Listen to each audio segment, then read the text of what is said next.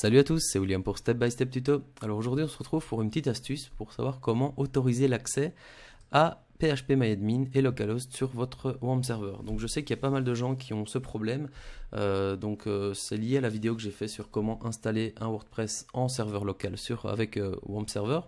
Donc pour paramétrer le WordPress, il faut aller sur créer une base de données sur PHPMyAdmin et aller dans localhost. Beaucoup de gens ont le souci que quand ils cliquent dessus, ils aient cette fenêtre-ci qui va apparaître, voilà, qui vous dit que vous n'avez pas les permissions, pas les accès pour aller sur le serveur. Donc ça, vous avez ce problème pour PHPMyAdmin et pour localhost, alors que c'est les deux seuls endroits que vous avez besoin de visiter. Donc je vais vous montrer, c'est très simple, il suffit de changer quelques lignes dans les fichiers de configuration pour autoriser l'accès. Donc tout d'abord, pour faire apparaître ce menu, vous cliquez gauche sur WAMP Server. On a d'abord un premier fichier de configuration dans Apache httpd.conf. Donc vous cliquez dessus, il ouvre un éditeur de texte avec un fichier de configuration. Il y a juste deux lignes à changer, donc c'est plus ou moins vers le milieu. Regardez à peu près où je me situe avec le curseur. Cette ligne-ci, donc vous voyez document route, puis le chemin, etc. Donc la dernière ligne ici entre directory, vous avez deny from all. Vous devez juste changer le deny en allow, comme ceci. Donc ça c'est la première ligne. Et ensuite on redescend un petit peu et on a à nouveau une ligne allow from une adresse IP qui est 127.0.0.1. Là vous changez l'adresse IP et vous mettez all. Voilà, donc ici vous sauvez, donc CTRL S ou bien fichier enregistré. Là le premier fichier de configuration a bien été modifié. Ensuite il nous reste trois fichiers à changer. Vous allez là où vous avez installé votre WAMP, donc sur votre disque WAMP, vous avez un dossier alias qui comporte trois fichiers de configuration. Donc ceux-là, vous allez les éditer tous les trois. Donc vous faites clic droit, éditer avec votre éditeur de texte, bloc-notes, je ne sais pas ce que vous utilisez. Donc ça, vous le faites pour les trois. Hop, on édite. Donc voilà, là les trois sont ouverts, donc vous le faites un à la fois.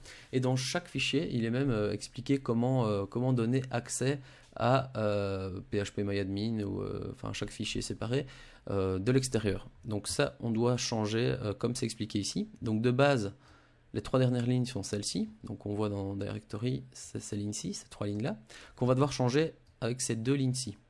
Donc moi ce que je fais, c'est je le fais une fois, donc la ligne tout en bas on doit changer l'adresse IP et on met all à nouveau. La deuxième ligne on la delete et celle-ci on doit changer allow et deny. Donc on commence par allow, virgule, deny. Donc vous recopiez exactement comme c'est ici. Et pour le faire dans les deux autres, le plus simple c'est que vous faites un copier-coller. Donc vous prenez les deux lignes que vous avez changées, donc ces deux lignes-ci, vous faites CTRL C. Ici n'oubliez pas d'enregistrer votre document, donc je fais CTRL S, celui-là c'est fait. Ensuite je reviens sur celui-ci, celui d'après.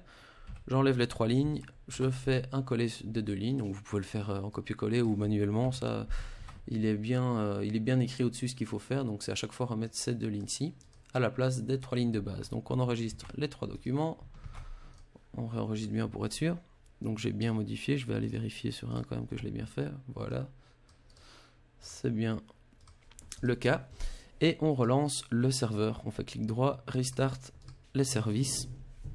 Le serveur va se relancer et normalement maintenant si tout s'est bien passé vous devriez avoir accès à votre base de données par ici. Tatam, est-ce que ça marche? Ça prend un petit peu de temps mais voilà, donc PHPMyAdmin on voit que maintenant j'ai l'accès et si je vais sur le localhost on voit que normalement j'ai accès aussi avec mon WordPress.